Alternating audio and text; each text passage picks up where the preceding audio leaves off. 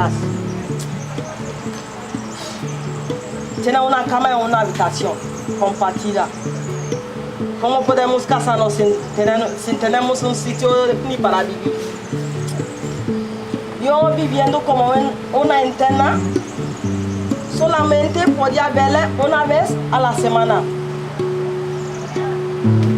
Ya he ahorrado dinero, pero cada vez suben más los alquileres y piden avales y cosas así que no tengo.